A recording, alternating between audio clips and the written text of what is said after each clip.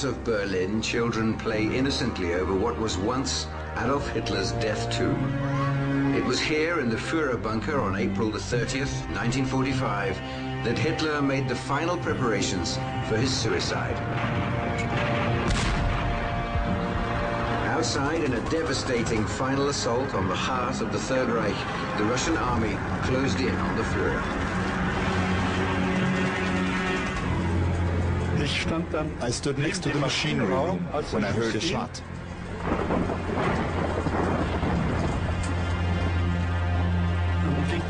Then everything happened very quickly. I ran away out of fear, but I immediately came back down from the upper bunker. Just then, they were wrapping Hitler in blankets. Hitler's death brought to an end his dream of a 1,000-year Reich. It lasted only 12 years, but changed the world. The Führer was defeated by the Allies, and by a man, once his partner, then his nemesis, a man who shared many of the same characteristics, Joseph Stalin. Stalin would continue his rule for 8 more years until March the 5th, 1953, when he died of a cerebral hemorrhage. Different endings to lives that were remarkably similar. Deprived childhoods, violent fathers, adoring mothers, problems with women, and paranoia. They were both mass murderers. Hitler was responsible for nearly 10 million deaths in the Holocaust, 6 million Jews, and hundreds of thousands of gypsies and homosexuals. Hitler was very compulsive, phobic, and paranoid, both in considering himself to be the object of persecution and attempts to kill him, and in the positive sense of believing that he had a sacred mission to save Germany and save the world. Stalin murdered more than 20 million of his own people, political opponents and innocent victims, who Stalin considered a threat. In an ordinary context, I think he would be judged mentally ill. I think he would be judged paranoid, although I don't think he suffered from a full-blown paranoid schizophrenia. How do you measure and explain such monstrous evil? One approach is a controversial new field of research, psychohistory. I used all fields of social science that I could pull something from. Psychoanalysis, behaviorism, experimental psychology in general, social psychology, anthropology, sociology. Hitler is often described as an enigma, and he is an enigma in many ways. There's a school of thought that argues Hitler was so evil we can never really understand him. But that's not the psychohistorian's point of view. We think that by the use of scientific psychology, we can plumb the depths and grasp his deeper meanings, his significance. In examining their lives, we found surprising similarities, beginning with childhood.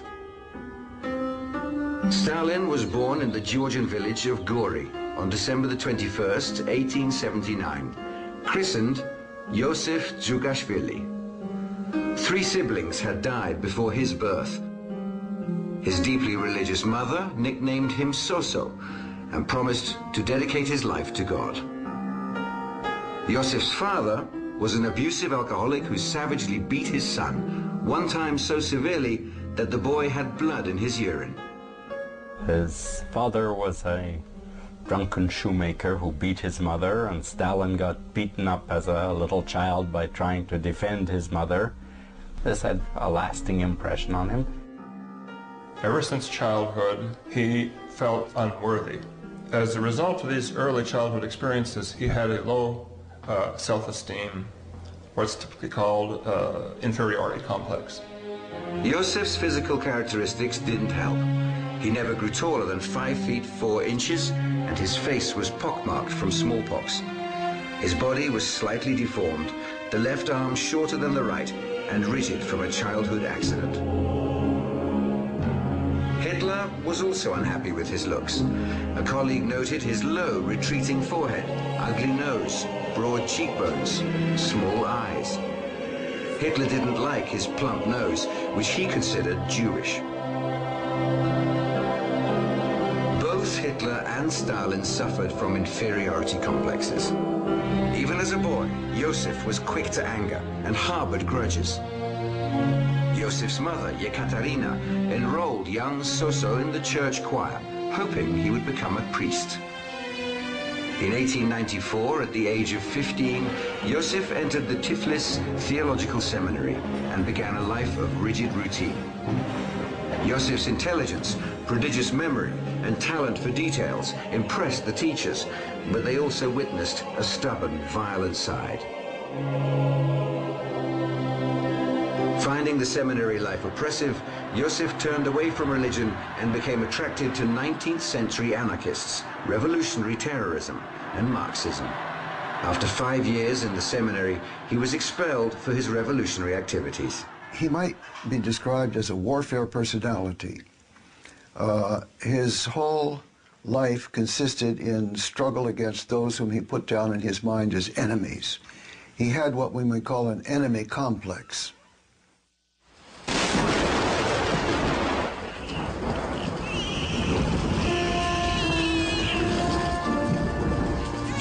After Joseph's birth, on April the 20th, 1889, Adolf was born, also in a rural area, in Braunau, a small desolate town in Austria.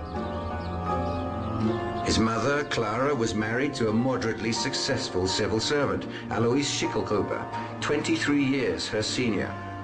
She was 18 years old when she gave birth to Adolf. Alois Schicklgruber, who later changed his name to Hitler, was a rigid, cold, strict disciplinarian who regularly beat young Adolf.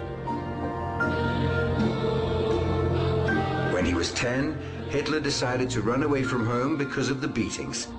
His father caught him and gave him such a beating that he was in a coma for days, his life hanging by a thread. And that kind of experience instills the belief that one is evil, terribly evil. And later on, he used the German phrase, lebensunwürdige Leben, meaning living things that are unworthy to live.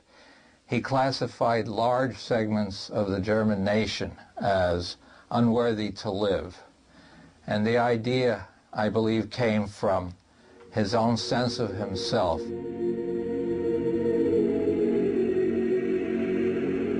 When he was a boy, Adolf also wanted to be a priest, and like Stalin, sang in the church choir.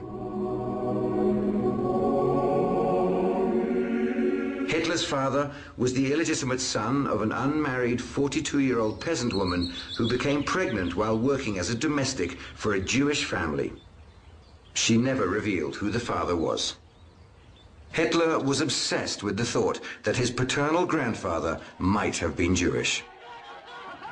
What is important is what Hitler thought, and what he thought is established, that his grandfather was a Jew, so the offspring of a Jewish and Christian mating would always be a Jew. That was the basis for his belief that he was diseased, that nothing could remove this from him because it was in his blood.